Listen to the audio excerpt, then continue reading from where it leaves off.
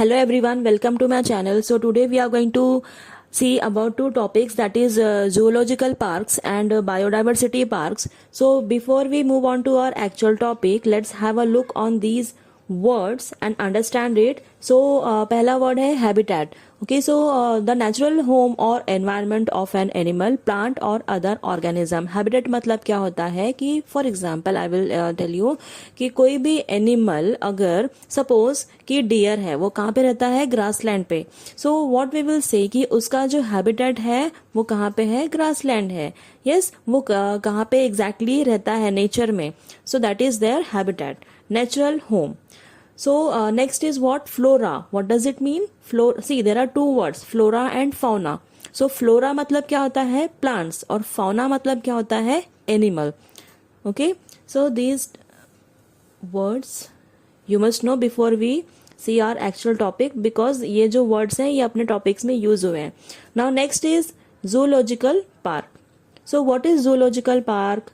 So they are generally known as zoo. Zoological park जो है उसको हम क्या बोलते हैं? Zoo.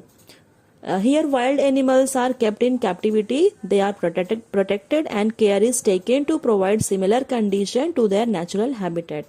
तो यहाँ पे जू में किसको रखा जाता है? जो भी वाइल्ड एनिमल्स हैं उनको रखा जाता है.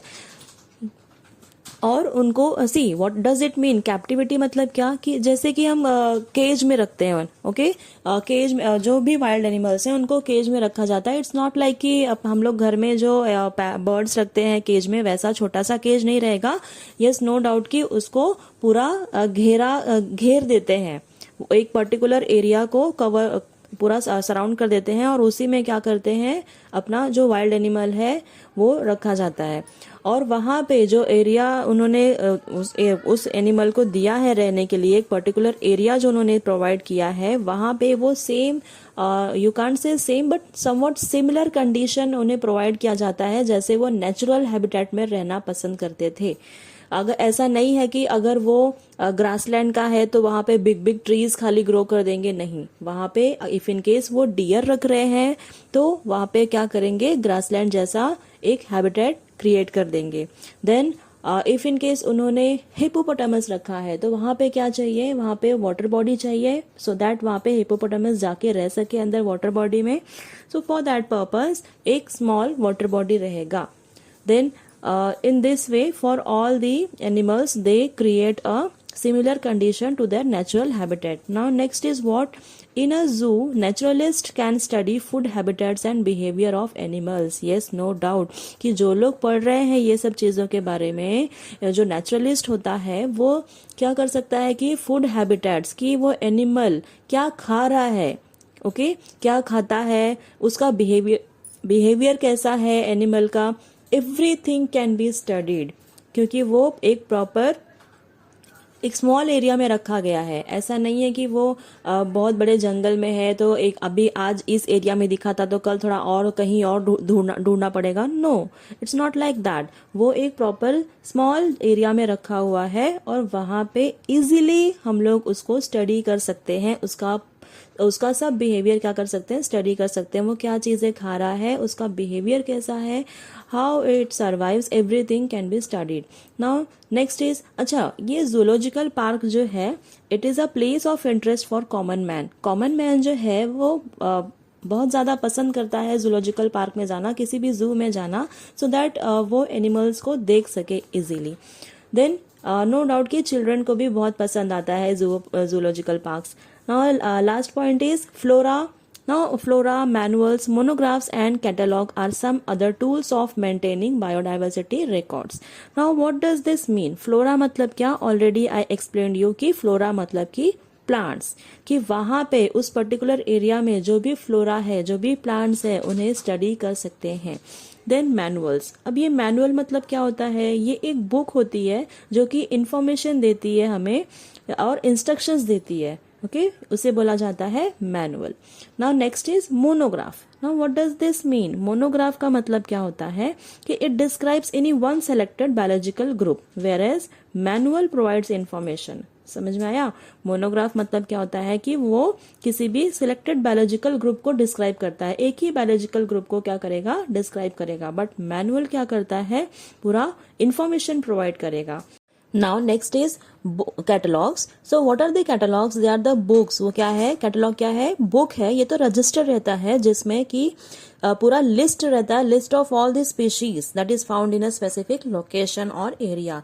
तो कैटलॉग क्या रहता है, एक ऐसी बुक जिसमें कि पूरा लिस्ट है, एक पर्टिकुलर एरिया में कितने स्पीशीज प्रेजेंट है, ये पूरा लिस्ट उसमें कवर रहता है। Now here you can see the picture of the zoological park. This is the, ये पिक्चर जो है वो बाहर से लिया गया है। This is of Padmaja Naidu Himalayan zoological park. Okay, next is what, here you can see one picture. See यहाँ पे आप देख सकते हैं कि कैसे पूरा नेट लगाई गई है।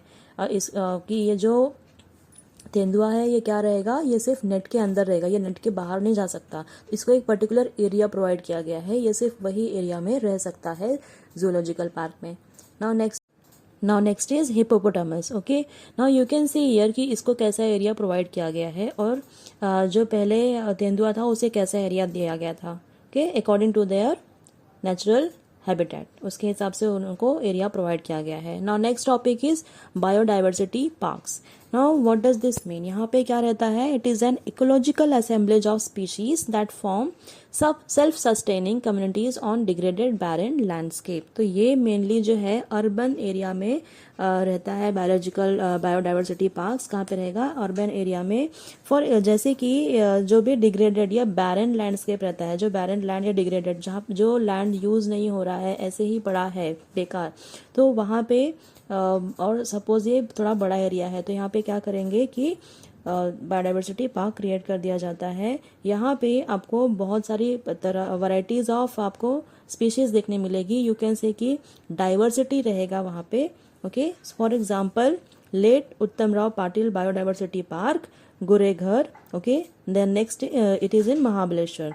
Now this park is the best model for conservation of natural heritage in urban landscape। कि बायोडाइवर्सिटी पार्क्स जो है वो नेचुरल हेरिटेज है। सो वहाँ पे क्या कर सकते हैं, systematic classification of living organisms can be done. वहाँ पे ये स्टडी किया जा सकता है। और in order to understand interrelation between organisms and maintain harmony on planet Earth, so study of biodiversity is a must।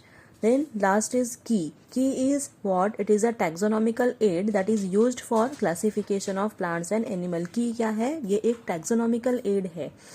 Taxonomical add मतलब क्या, कि एक जरिया है जिसके थ्रू हम लोग क्या कर सकते हैं, क्लासिफिकेशन पढ़ सकते हैं प्लांट्स और एनिमल्स का। So this key are based on contrasting characters. अब ये जो की है ये किसके ऊपर बेस्ड है, कॉन्ट्रास्टिंग कैरेक्टर्स। नो डाउट कि जितने भी लिविंग ऑर्गेनिजम्स हैं उनका जो कैरेक्टरिस्टिक्स है वो डिफरेंट होता है। सारे लिविंग ऑर्गेनिज्म, सारे प्लांट्स एक जैसे नहीं दिखते हैं, उनके जो कैरेक्टर्स हैं वो डिफरेंट है। आप उनको इजीली पहचान सकते हैं अगर आप वो सब कैरेक्टर्स आइडेंटिफाई कर लें कि ये एक दूसरे से अलग कैसा दिख रहा है। Okay, so one of the contrasting characters gets accepted. तो उनमें से क्या किया जाएगा, सी सारे प्लांट्स के जो लीव्स हैं वो एक जैसे नहीं होते, सब छोटे छोटे नहीं होते। ओके, या सारे बड़े ही नहीं होते हैं। अब जो सारे बड़े हैं वो भी सब एक जैसे नहीं दिखेंगे, या फिर जो स्मॉल है वो सब एक जैसे छोटे नहीं दिखेंगे। उनका जो साइज है, शेप है, वो सब अलग रहेगा। जो फ्लावर है वो अलग रहेगा। एनिमल्स में भी जो है उनमें क्या रहेगा कि सारे एनिमल्स एक जैसे नहीं दिखते हैं, उनके भी डिफरेंट कैरेक्टर्स हैं। तो वो चीजें जो कैरेक्टर्स हैं उन्हें ऑब्जर्व करना और उनको कौन से कैरेक्टर्स एक्सेप्ट किए जा सकते हैं और कौन से रिजेक्ट किया जा सकते हैं, तो ये सारी चीजें जो है एक्सेप्टेड वाली कैरेक्टर्स जो है वो की में लिखा रहता है। देन द स्टेटमेंट इन की इज कॉल्ड अ लीड। जो भी स्टेटमेंट की में लिखा रहेगा उसे क्या किया जाएगा, एज अ लीड रेफर किया जाता है, क्योंकि वो क्या रहेगा, करेक्ट स्टेटमेंट लिखा रहेगा। Then normally these keys are analytical in nature. So next जो अपना लेसन है उसमें हम क्या पढ़ेंगे, we are going to study about the classification of living organisms.